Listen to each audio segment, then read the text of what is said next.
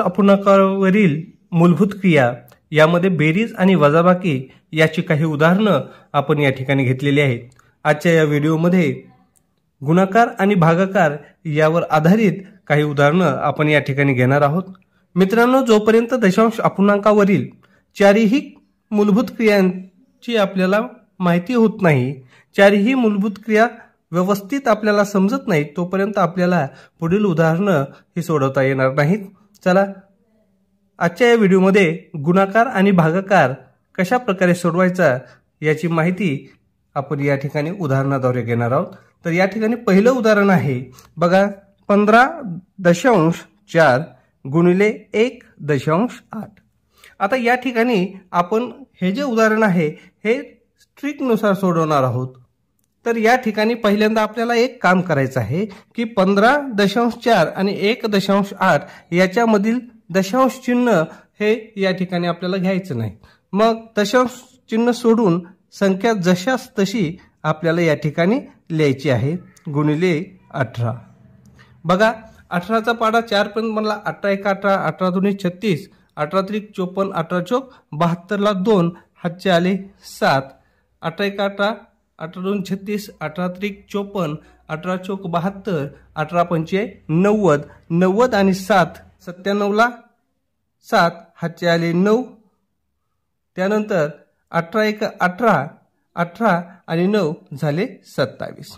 तर या ठिकाणी 154 गुणिले 18 याचा जो गुणाकार आहे तो आलेला आहे 2772।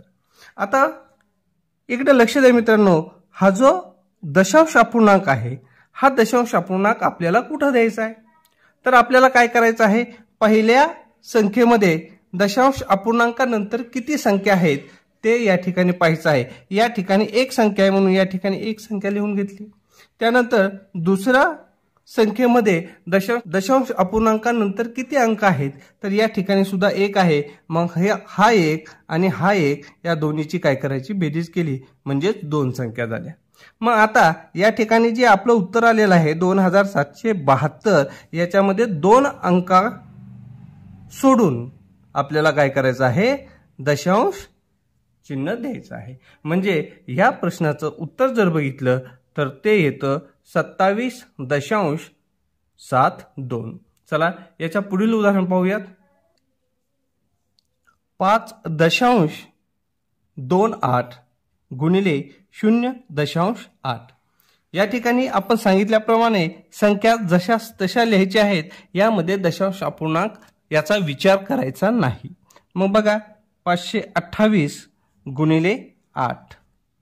आता या ठिकाणी 8 × 64 ला 4 हातचे आले 6, 8 × 8 = 8 × 2 = 16, 16 आणि 6 झाले 22, 22 ला 2 हातचे आले 2, 8 × 8 = 8 × 5 = 40, 40 आणि 2 होतात 42। मग या ठिकाणी 528 गुणिले 8 याचं जे उत्तर आलेलं आहे ते आलेलं आहे 4224। आता या ठिकाणी आपल्याला दशांश चिन्हाचा विचार करायचा आहे। पहिल्या संख्येमध्ये जे दशांश चिन्ह नंतर किती अंक आहेत, या ठिकाणी 2 अंक आहेत। आणि दुसऱ्या संख्ये जी आहे याच्यामध्ये दशांश चिन्हाच्या नंतर 1 अंक आहे, म्हणजेच या ठिकाणी 2 आणि 1 म्हणून 3 अंक होतात। मग आपल्याला या ठिकाणी काय करायचं आहे, तर उजवीकडून डावीकडे जाताना 3 अंक मोजून या ठिकाणी दशांश चिन्ह द्यायचं आहे। बघा, 1, 2 आणि 3 म्हणजेच 4224। याच्यामध्ये 1, 2, 3 हे अंक सोडल्यानंतर या ठिकाणी आपल्याला काय करायचं आहे, दशांश चिन्ह हे द्यायचं आहे। चला, याच्या पुढील उदाहरण पाहूया। 99.2 गुणिले 0.4 बरोबर किती? या ठिकाणी आपल्याला सांगितल्याप्रमाणे दशांश चिन्हाचा विचार करायचा नाही, तो न करता संख्या जशास तशी या ठिकाणी आपल्याला लिहून घ्यायची आहे आणि या दोन्हीचा गुणाकार करायचा आहे। मग 4 × 2 = 8, 7 × 4 = 28 ला 8 हातचे आले 2 आणि 9 × 4 = 36, 36 आणि 2 होतात 38। आता आपलं जे उत्तर आहे हे आपल्याला या ठिकाणी मिळालेलं आहे आणि ते आहे 3888। 88. आता मात्र या ठिकाणी दशांश चिन्हाचा आपल्याला विचार करायचा आहे. पहिल्या संख्येमध्ये दशांश चिन्हाच्या नंतर एक अंक आहे आणि दुसऱ्या संख्येमध्ये दशांश चिन्हाच्या नंतर एक अंक आहे. म्हणजे हा एक आणि हा एक मिळून 2 अंक होतात. म्हणून या ठिकाणी 2 अंक सोडून याच्यामध्ये काय करायचं आहे, आपल्याला दशांश चिन्ह द्यायचं आहे. म्हणजे याचं जे उत्तर येणार आहे ते येणार आहे 38.88. पहा पुढील उदाहरण पाहूयात. या ठिकाणी 36.2 गुणिले 1.4. तर याच्यातील दशांश चिन्ह सर्वात अगोदर आपण काढून घेऊया आणि संख्या जशास तशा या ठिकाणी लिहूया आणि या दोघांचा गुणाकार करायचा आहे. 14 दोन्ही 28 ला 8, हातचे आले 2. 14 पंच 70, 84. 84 आणि 2 86 ला 6, हातचे आले 8. 42. 42 आणि 8 मिळून होतात 50. म्हणजे या ठिकाणी जे उत्तर आलेलं आहे ते आहे 5068. आता या ठिकाणी दशांश अपूर्णांकाचा जर आपण विचार केला तर या 5068 यामध्ये 2 अंक सोडून बघा, उजवीकडून डावीकडे जात असताना आपल्याला 2 अंक सोडायचे आहेत, 1, 2. आणि या ठिकाणी आपल्याला काय करायचं आहे, दशांश चिन्ह हे या ठिकाणी द्यायचं आहे. चला पुढील उदाहरण पाहूयात. विद्यार्थी मित्रांनो, आपल्यासाठी सरावासाठी या ठिकाणी काही गुणाकाराची उदाहरणं दिलेली आहेत. ते आपण सर्वांनी वहीमध्ये लिहून घ्यायचे आहेत आणि ते वहीमध्ये याचा जास्तीत जास्त आपल्याला काय करायचं आहे, सराव करायचा आहे. चला आता या ठिकाणी गुणाकाराची उदाहरणं कशा प्रकारे सोडवायची याची पूर्ण तयारी आपली झालेली आहे. आता याच्यानंतर भागाकाराची उदाहरणं ट्रिकनुसार कशा प्रकारे आपल्याला सोडवायची ते आपण पाहणार आहोत. चला याच्या पुढील भागाकाराचं उदाहरण आपण पाहणार आहोत. चला पुढील उदाहरण पाहूयात. पहा या ठिकाणी उदाहरण आहे 4.224 भागिले 0.8. आता याही ठिकाणी आपल्याला सर्वात अगोदर दशांश चिन्हाचा कसलाही विचार हा या ठिकाणी करायचा नाही. मग संख्या जी आहेत ते दशांश चिन्ह सोडून जशास तशी आपल्याला काय करायचं आहे, लिहून घ्यायचं आहे, भागिले 8. आता या ठिकाणी आपण काय करू, याला भाग घालूयात. बघा 8 एका 8, 8 2 16, 8 त्रिक 24, 8 चौक 32, 8 पंचे 40. या ठिकाणी 5 आलं, उरले 2, झालं 22. 8 एका 8, 8 2 16, 8 त्रिक 24, म्हणजे 8 2 16. याच्यामध्ये परत 6 उरले, झाले 64. 8 8 64. म्हणजे याचं जे उत्तर आलेलं आहे ते आलेलं आहे 528. आता ट्रिक जी आहे ती काय म्हणते, ज्या वेळेला अंशामध्ये दशांश चिन्हाच्या पुढील जे अंक आहे हे जास्त असतील व छेदामध्ये दशांश चिन्हाच्या पुढील अंक हे कमी असतील. आता बघा या ठिकाणी आपण अंश आणि छेदाच्या रूपामध्ये या संख्या लिहून घेऊयात. पहिलं 4.224 छेद 0.8. आता या ठिकाणी अंश आहे, तर अंशामध्ये जर बघितलं तर उजवीकडून डावीकडे 3 अंक गेल्यानंतर दशांश चिन्ह आहे आणि या ठिकाणी छेदामध्ये 1 अंक गेल्यानंतर दशांश चिन्ह आहे. मग आपल्याला काय करायचं आहे, तर अंशामध्ये 3 आहे आणि छेदामध्ये 1 आहे, म्हणून 3 मधून 1 गेला तर किती राहतात, 2 राहतात. म्हणून या ठिकाणी 2 अंक सोडून आपल्याला काय करायचं आहे, या ठिकाणी दशांश चिन्ह द्यायचं आहे. म्हणजेच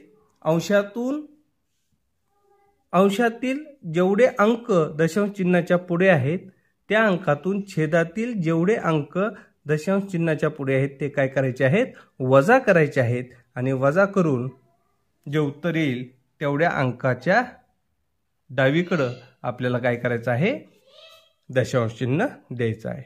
अशाच प्रकारचं पुढील एक उदाहरण पाहूयात. पहा 98.100 भागिले 0.3. आता या ठिकाणी 98.100 भागिले 0.3. आता या ठिकाणी दशांश चिन्हाच्या नंतरचे अंक या ठिकाणी आपण लिहून घेऊ. 1, 2, 3 अंक आहेत आणि छेदामध्ये दशांश चिन्हाच्या नंतर एक अंक आहे, म्हणून अंशातील अंकातून छेदातील अंक काय केले, वजा केले. राहतात किती, 3 मधून 1 गेले 2. म्हणजे येणारं जे उत्तर आहे याच्यामध्ये उजवीकडून डावीकडे जात असताना 2 अंक सोडून आपल्याला काय करावं लागणार आहे, दशांश चिन्ह द्यावं लागणार आहे. मग बघा या ठिकाणी 98 या ठिकाणी आपण दशांश चिन्ह काढून घेतलं आणि संख्या जशास तशी लिहिली. त्यानंतर या ठिकाणी 3 लिहिलं. बघा 3 1 3, 3 त्रिक 9, 3 दोन्ही 6, उरले 2 झाले 21, 3 7 21 आणि या ठिकाणी राहिलेले जे 2 शून्य आहेत हे जशास तसं लिहिले. मग हे जे उत्तर आलेलं आहे हे किती आहे, 32,700 हे याचं उत्तर आलेलं आहे. मग या ठिकाणी उजवीकडून डावीकडे जाताना 2 अंक सोडून आपण या ठिकाणी दशांश चिन्ह देणार आहोत. म्हणजेच याचं जे उत्तर आलेलं आहे ते किती आहे, 327.00. चला याच्या पुढील एक उदाहरण पाहूया. 66.20 भागिले 0.005. आता या ठिकाणी भागाकार करत असताना आपली जी ट्रिक नंबर 2 आहे ती आपल्याला या ठिकाणी वापरावी लागेल. मग बघा सर्वात अगोदर काय करायचं, तर या संख्येतील जो दशांश चिन्ह आहे ते आपल्याला काढून घ्यायचं आहे. मग 6320 भागिले 5. बघा 5 1 5, 5 1 5, उरला 1 झाले 13, 5 दोन्ही 10, उरले 3 झाले 32, 5 सक 30, उरले 2 झाले 20 आणि 5 + 20. म्हणजेच या ठिकाणी 6320 ला भागल्यानंतर उत्तर जे आलेलं आहे ते 1264 आलेला. मग आता आपली ट्रिक नंबर 2 जी आहे ती काय म्हणते, जर अंशामधील दशांश चिन्हाच्या पुढील अंक हे छेदामधील दशांश चिन्हापेक्षा कमी असतील त्यावेळेला काय करावं, तर छेदातील जे अंक आहेत त्या अंकातून अंशातील अंक काय करावे, वजा करावे. मग बघा या ठिकाणी दशांश चिन्हानंतर 2 अंक आहेत, म्हणजे अंशामध्ये किती अंक आहेत, अंशामध्ये 2 अंक आहेत आणि छेदामध्ये जर विचार केला तर या ठिकाणी मात्र 3 अंक आहेत. मग आपल्याला काय करायचं आहे, छेदामधून अंश काय करायचा आहे, वजा करायचा आहे. मग या ठिकाणी बघा 3 वजा 2 बरोबर किती आलं, 1.